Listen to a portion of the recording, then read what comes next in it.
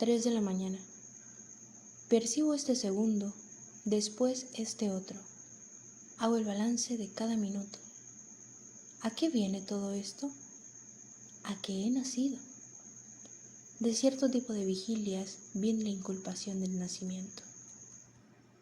Desde que estoy en el mundo, ese desde me parece cargado de un significado tan espantoso que se torna insoportable.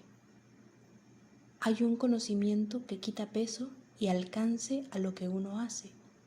Hasta el extremo él, todo carece de fundamento, salvo él mismo. Puro hasta el extremo de abominar incluso la idea de objeto. Expresa esa suma sabiduría según la cual es la misma cosa cometer o no cometer un acto, implicando al mismo tiempo una satisfacción también extrema, la de poder repetirse en cada momento que nada de cuanto se haga merece la pena, que nada está realzado por ningún signo sustancial, que la realidad se inscribe en el dominio de la insensatez. Un conocimiento de esa clase merecería ser llamado póstumo, ya que se presenta como si el conocedor estuviera viva y no vivo, y no como si fuera ser y reminiscencia de ser. Es cosa pasada, dice de todo lo que ejecuta en el instante mismo de la acción que, de esa manera, queda para siempre desprovista de presente. No corremos hacia la muerte, huimos de la catástrofe del nacimiento. Nos debatimos como sobrevivientes que tratan de olvidarla. El otro miedo a la muerte no es sino la proyección hacia el futuro de otro miedo que se remonta a nuestro primer momento.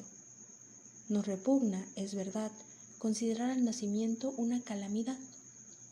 ¿Acaso no nos han inculcado que se trata del supremo bien y que lo peor se sitúa al final y no al principio de nuestra carrera? Sin embargo, el mal, el verdadero mal, está detrás y no delante de nosotros. Lo que a Cristo se le escapó, Buda lo ha comprendido. Si 3 cosas no existieran en el mundo, oh discípulos, lo perfecto no aparecería en el mundo. Y antes que la vejez y que la muerte, sitúa el nacimiento frente de todas las desgracias y de todos los desastres. Se puede soportar cualquier verdad, por muy destructiva que sea, a condición de que sea total, que lleve en sí tanta vitalidad como la esperanza a la que ha sustituido. No hago nada, es cierto, pero veo pasar las horas, lo cual vale más que tratar de llenarlas. No reducirse una obra, solo hay que decir algo que pueda susurrarse al oído de un borracho o de un moribundo. La imposibilidad de encontrar un solo pueblo, una sola tribu donde el nacimiento provoque duelo y lamentación, prueba hasta qué punto la humanidad se encuentra en estado de regresión.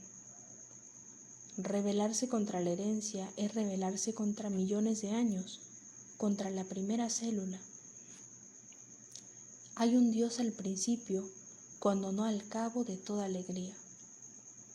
Nunca estoy a gusto en lo inmediato, solo me seduce lo que me precede, lo que me aleja de aquí, los innúmeros instantes en que yo no fui, lo no nato en suma. Necesidad física del deshonor. Me hubiera gustado ser hijo de verdugo. ¿Con qué derecho os ponéis a rezar por mí? No tengo necesidad de intercesores, me las arreglaré solo. De un miserable tal vez lo aceptaría, de nadie más, aunque se tratara de un santo. No tolero que se preocupen por mi salvación. Si le temo y le huyo, qué indiscretas resultan entonces vuestras plegarias. Dirigidlas a otra parte. De todas formas, no estamos al servicio de los mismos dioses. Si los míos son impotentes, no hay razón para creer que los vuestros lo sean menos. Y aun suponiendo que sean tal y como los imagináis, todavía les faltaría el poder curarme de un horror más viejo que mi memoria. ¡Qué miserable es la sensación! Incluso el éxtasis no es, quizás, sino una más. Deshacer, descrear. Es la única tarea que el hombre puede asignarse si aspira, como todo lo indica, a distinguirse del Creador. Sé que mi nacimiento es una casualidad, un accidente risible, y no obstante, apenas me descuido, me comporta como si se tratara de un acontecimiento capital, indispensable para la marcha y el equilibrio del mundo. Haber cometido todos los crímenes, salvo el de ser padre. Por regla general, los hombres esperan la decepción.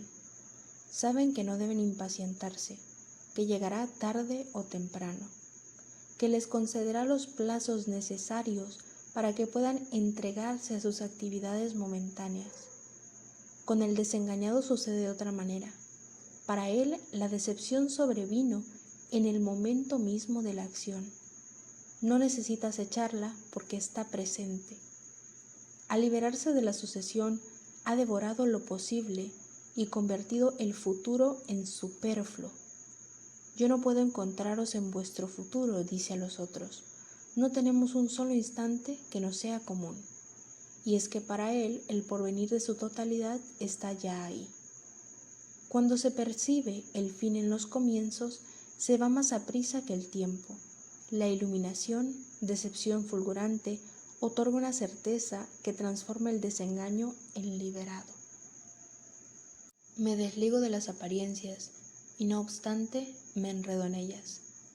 Mejor dicho, estoy a medio camino entre esas apariencias y eso que las invalida, eso que no tiene ni nombre ni contenido, eso que no es nada y que es todo. Nunca daré el paso decisivo fuera de ellas. Mi naturaleza me obliga a flotar, a eternizarme en el equívoco, y si tratara de decidirme, sea en un sentido o en otro, perecería por salvarme. Mi facultad de decepción sobrepasa el entendimiento. Ella es quien me hace comprender a Buda, pero también es ella quien me impide seguirlo. Si algo no logra ya apiadarnos, deja de existir, de ser tomado en cuenta. Por eso nuestro pasado deja de pertenecernos tan pronto se convierte en historia, en algo que no interesa ya a nadie. Aspirar en lo más profundo de uno mismo a estar tan desposeído, a ser tan lamentable como Dios. El verdadero contacto entre los seres solo se establece en la presencia muda, en la aparente no comunicación, en el intercambio misterioso y sin palabras que se asemeja a la plegaria interior. Lo que sé a los 60 años, ya lo sabía a los 20, 40 años de un largo, superfluo trabajo de comparación. Estoy por lo general tan seguro de que todo está desprovisto de consistencia, de fundamento, de justificación, que aquel que osara contradecirme, aunque fuera el hombre que más estimo, me parecería un charlatán o un imbécil. Desde la infancia percibía ya el deslizarse de las horas, libres de toda referencia, de todo acto y de todo acontecimiento, el desglose del tiempo de lo que no era tiempo, su existencia autónoma, su estatuto particular, su imperio, su tiranía. Recuerdo con perfecta claridad aquella tarde en que por vez primera frente al universo vacante, yo era solo una fuga de instantes rebeldes que se negaban a cumplir su función propia. El tiempo se desprendía del ser a mis expensas. A diferencia de Job, no maldije el día de mi nacimiento. A todos los otros días, en cambio, los he cubierto de anatemas. Si la muerte solo tuviera facetas negativas, morir sería un acto impracticable. Todo es, nada es. Una y otra fórmula aportan igual serenidad. El ansioso para su desgracia se queda entre las dos, tembloroso y perplejo, siempre a merced de un matiz incapaz de establecerse en la seguridad del ser o de la ausencia del ser. En la costa normanda, a hora tan temprana, no necesitaba a nadie. La presencia de las gaviotas me molestaba y las hice huir a pedradas. En sus chillidos de estridencias sobrenaturales, comprendí que era eso precisamente lo que necesitaba, que solo lo siniestro podía apaciguarme, y que para hallarlo me había levantado tan de mañana. Estar vivo. De pronto me sorprende lo extraño de esta expresión si no estuviera referida a nadie. Cada vez que estoy mal y me apiado de mi cerebro, me siento llevado por un irresistible deseo de proclamar. Entonces adivino de qué pedestres abismos surgen reformadores, profetas y salvadores. Me gustaría ser libre, inimaginablemente libre, libre como un ser abortado. Si entran en la lucidez tanta ambigüedad y confusión, es porque esa lucidez es el resultado del mal uso que hemos hecho de nuestras vigilias. La obsesión del nacimiento, al transportarnos más acá de nuestro pasado, nos hace perder el gusto por el futuro, por el presente y hasta por el pasado. Raros son los días en que, proyectado hacia la poshistoria, no asisto a la hilaridad de los dioses frente al episodio humano. Hace falta una visión de repuesto, pues la del juicio final ya no convence a nadie. Una idea, un ser, cualquier cosa que se encarna pierde su figura, se convierte en algo grotesco, frustración de lo que quiere realizarse, nunca evadirse de lo posible, regodearse en eternidad veleidosa, olvidarse de nacer. La única, la verdadera mala suerte, nacer. Se remonta a la agresividad, al principio de expansión y de rabia aposentado los orígenes en el impulso hacia lo peor. No es de extrañar que todo ser venido al mundo sea un maldito.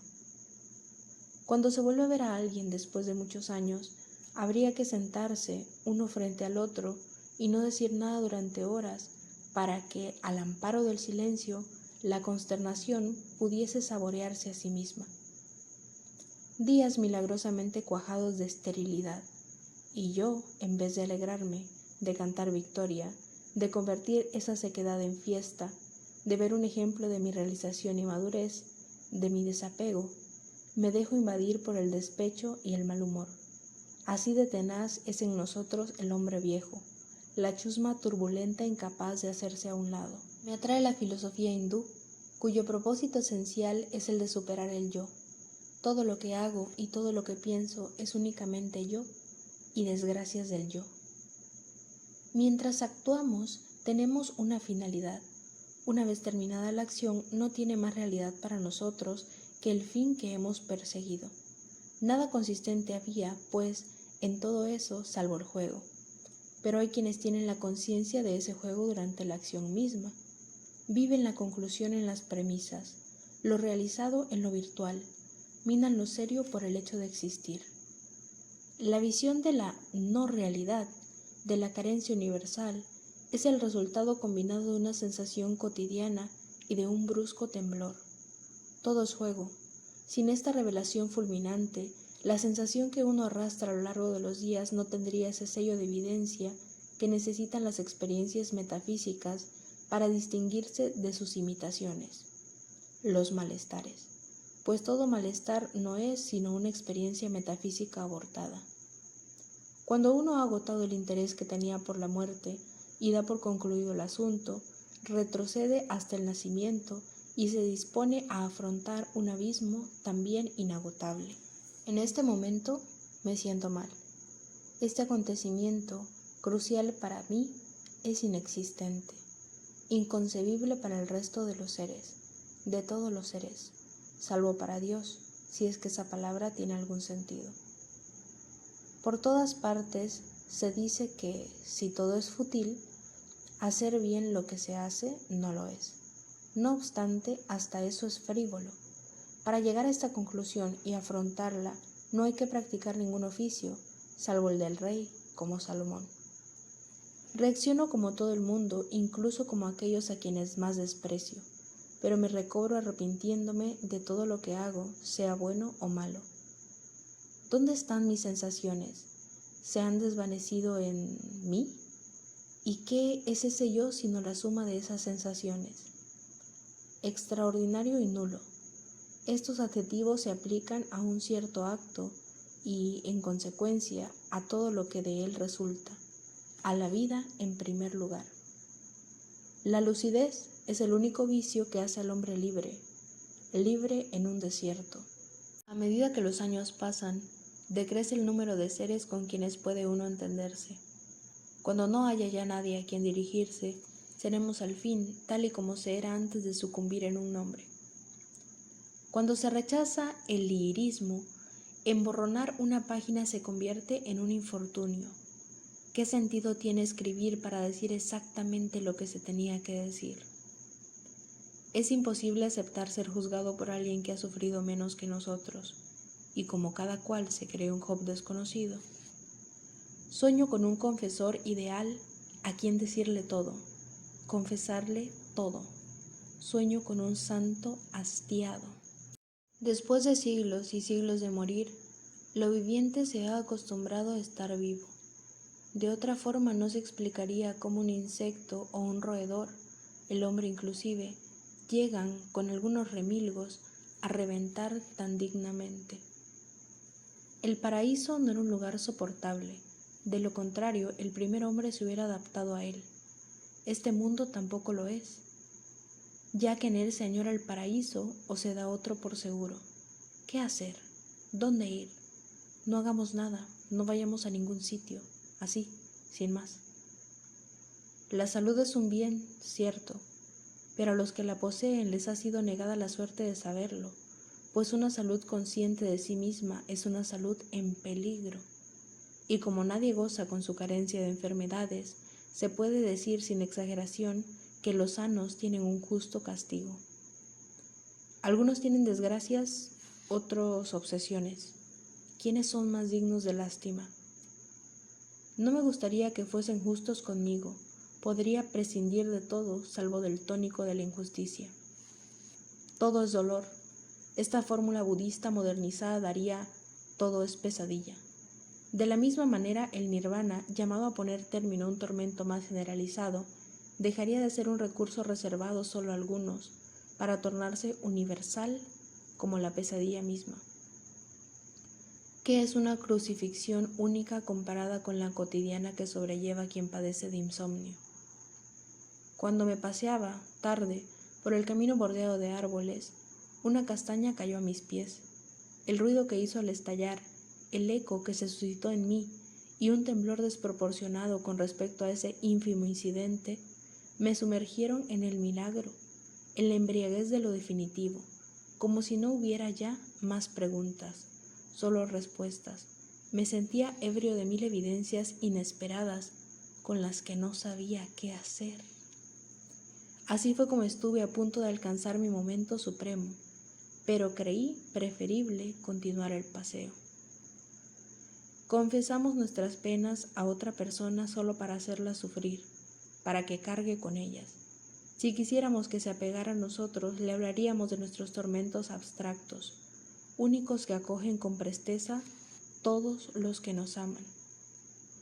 No me perdono el haber nacido. Es como si, al insinuarme en este mundo, hubiese profanado un misterio, traicionado algún compromiso de magnitud, cometido una falta de gravedad sin nombre. Pero a veces soy menos tajante. Nacer me parece una calamidad que de no haberla conocido me tendría inconsolable. El pensamiento no es nunca inocente, porque es implacable, porque es agresión. Nos ayuda a romper nuestras trabas. Si se suprimiera lo que entraña de maldad e incluso de demoníaco, habría que renunciar también al concepto de la liberación. El medio más seguro para no equivocarse es socavar certidumbre tras certidumbre, de lo cual resulta también que todo lo que cuenta fue hecho fuera de la duda. Desde hace tiempo, desde siempre, tengo conciencia de que este mundo no es el que necesitaba y que no podría habituarme a él. Por eso y solo por eso he adquirido algo de orgullo espiritual y mi existencia se me presenta como la degradación y el desgaste de un salmo. Nuestros pensamientos, a sueldo de nuestro pánico, se orientan hacia el futuro, siguen el camino del temor, desembocan en la muerte. Dirigirlos hacia su nacimiento y obligarlos a permanecer allí es invertir su curso y hacerlos retroceder. De este modo pierden el vigor, la desapacible tensión que yace en el fondo del horror a la muerte y que le sirve a nuestros pensamientos para dilatarse, enriquecerse, fortalecerse. Y así se comprende que al recorrer el camino a la inversa, llegan tan empobrecidos, tan cansados a su frontera primitiva, que ya no les queda ninguna energía para mirar más allá, hacia lo nunca nato. No son mis comienzos lo que me interesa, sino el comienzo. Si tropiezo con mi nacimiento, obsesión mínima, esa falta de poder saltar sobre el primer momento del tiempo. Todo malestar individual nos devuelve, a fin de cuentas, a un malestar cosmogónico, pues cada una de nuestras sensaciones expía ese delito de la sensación primordial por el cual el ser se deslizó fuera de no se sabe dónde. De nada vale anteponernos al universo. De todas formas, nos odiamos más de lo que imaginamos. Si el sabio resulta una aparición tan insólita, es porque no parece contaminado por la aversión que, igual que todos los seres, debería abrigar hacia sí mismo. Ninguna diferencia entre el ser y el no ser, si uno los aprende con igual intensidad. El no saber es el fundamento de todo. Crea todo mediante un acto que repite a cada instante. Engendra este mundo y cualquier otro, pues no cesa de tomar por real aquello que no lo es. El no saber es la gran equivocación que sirve de base a todas nuestras verdades. El no saber es más antiguo y más poderoso que todos los dioses reunidos. En esto se conoce a aquel que tiene disposiciones para la búsqueda interior. Pondrá el fracaso por encima de cualquier éxito. Buscará incluso ese fracaso, inconscientemente, claro está. Y es que el fracaso, siempre esencial, nos desenmascara, nos permite vernos como Dios nos ve, mientras que el éxito nos aleja de lo que hay de más íntimo en nosotros y en todo. Hubo un tiempo en el que el tiempo no existía. El rechazo del nacimiento no es otra cosa que la nostalgia de ese tiempo anterior al tiempo. Cuando pienso en tantos amigos que ya no existen, siento lástima por ellos. Sin embargo, no resultan tan dignos de compasión, pues han resuelto todos sus problemas, empezando por el de la muerte. Hay en el hecho de nacer una ausencia tal de necesidad que cuando se piensa en ello con un poco más de detenimiento, a falta de saber cómo reaccionar, uno se queda con la boca abierta. Dos tipos de espíritu, diurnos y nocturnos. No tienen el mismo método ni la misma ética. En pleno día uno se vigila, en la oscuridad se dice todo. Las consecuencias saludables o enojosas de lo que piensa le importan poco al que se interroga durante las horas en que los demás se entregan al sueño. Rumia la mala suerte de haber nacido sin preocuparse del daño que puede hacerle a otro o a sí mismo. Después de medianoche empieza la embriaguez de las verdades perniciosas. A medida que uno acumula años, se va formando una imagen cada vez más sombría del porvenir. ¿Es solo para consolarse de estar excluido? Sí, en apariencia. No, de hecho, pues el porvenir siempre ha sido atroz, ya que el hombre solo sabe remediar sus males agravándolos, de modo que en cada época la existencia es más tolerable antes de encontrar la solución a las dificultades del momento. En las grandes perplejidades, redúcete a vivir como si la historia estuviese clausurada y a reaccionar como un monstruo devorado por la serenidad. Sí, antaño, frente a un muerto me preguntaba, ¿de qué le sirvió nacer? Hoy me pregunto lo mismo ante cualquiera que esté vivo. El apesadumbrarse sobre el nacimiento es solo el gusto por lo insoluble llevado hasta la insania. Con respecto a la muerte oscilo sin cesar entre el misterio y la nada, entre las pirámides y la morgue. Es imposible sentir que hubo un tiempo en que uno no existía. De ahí ese apego al personaje que se era antes de nacer. Meditad solamente una hora en la inexistencia del yo, y os sentiréis otro hombre, decía a un visitante occidental un bonzo japonés de la secta Kusha. Sin haber frecuentado los conventos budistas, ¿cuántas veces no me he detenido en la irrealidad del mundo y por lo tanto en la del yo? No me he convertido en otro hombre, pero me quedó, es cierto, el sentimiento de que mi yo no es real de ninguna forma y de que, perdiéndolo, no pierdo nada, salvo algo, salvo todo. En lugar de detenerme el hecho de nacer, como me aconseja el sentido común, me arriesgo, me arrastro hacia atrás, retrocedo cada vez más hacia no sé qué comienzos, voy de origen en origen. Un día quizá logre alcanzar el origen mismo para descansar en él o hundirme. Fulano me insulta, estoy a punto de abofetearlo, reflexiono y me abstengo. ¿Quién soy? ¿Cuál es mi verdadero yo? ¿El que replica o el que se echa para atrás? Mi primera reacción es siempre enérgica, la segunda débil. Eso que llaman sensatez es, en el fondo, reflexión, es decir, la no acción como primer movimiento. Si el apego es un mal, hay que buscar su causa en el escándalo del nacimiento, pues nacer es apegarse.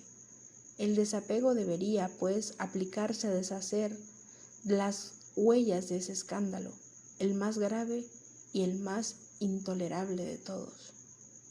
Frente a la ansiedad y al enloquecimiento, la calma súbita al pensar en el feto que se ha ido. En ese instante preciso, ningún reproche que venga de los hombres o de los dioses podría afectarme. Tengo la conciencia tan tranquila como si nunca hubiese existido. Es un error creer que hay una relación directa entre sufrir reveses y encarnizarse contra el nacimiento. Esta animosidad tiene raíces más profundas y más lejanas, y sucedería aunque no hubiera ni la sombra de su reproche contra la existencia. Incluso es mucho más virulenta cuanto más pródiga es la suerte. Tracios y bogomiles, no puedo olvidar que he frecuentado los mismos parajes que ellos, ni que unos lloraban por los recién nacidos y que los otros, para absolver a Dios, hacían responsable a Satanás de la infamia de la creación.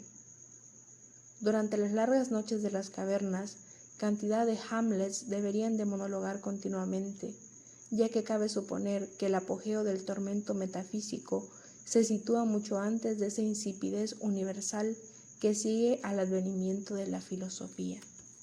La obsesión del nacimiento procede de una exacerbación de la memoria, de una omnipresencia del pasado, así como también de una avidez por el callejón sin salida, del primer callejón sin salida. Ninguna apertura y en consecuencia ningún gozo que venga de lo pasado, sino únicamente del presente y de un porvenir emancipado del tiempo. Durante años, durante una vida, pensar solo en los últimos momentos para comprobar, cuando por fin se acerca uno a ellos, que ha sido inútil, que la idea de la muerte ayuda a todo salvo a morir. Son nuestros desazones las que suscitan, las que crean la conciencia. Una vez cumplida su misión, se debilitan y desaparecen una tras otra. La conciencia permanece y les sobrevive sin acordarse de lo que les debe, sin siquiera haberlo sabido. Y aun cuando se deteste y quisiera aniquilarse, no se cansa de proclamar su autonomía, su soberanía. Según la regla de San Benito, si un monje se tornaba orgulloso o solamente contento de su trabajo, debía apartarse de él y abandonarlo.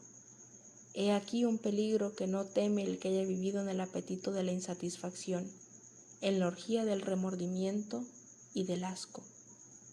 Si es verdad que Dios detesta tomar partido, yo no me sentiría nada incómodo en su presencia. Tal sería mi placer de imitarlo en todo, de ser, como él, un sin opinión. Levantarse, acicalarse y después esperar alguna variante imprevista de tedio o de horror. Daría el mundo entero y todo Shakespeare por una brizna de ataraxia. Qué suerte la de Nietzsche por haber terminado como terminó. en plena euforia.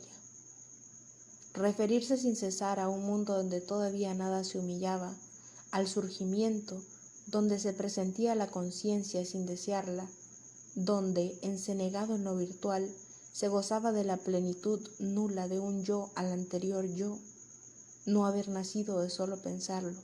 ¡Qué felicidad! ¡Qué libertad! ¡Qué espacio!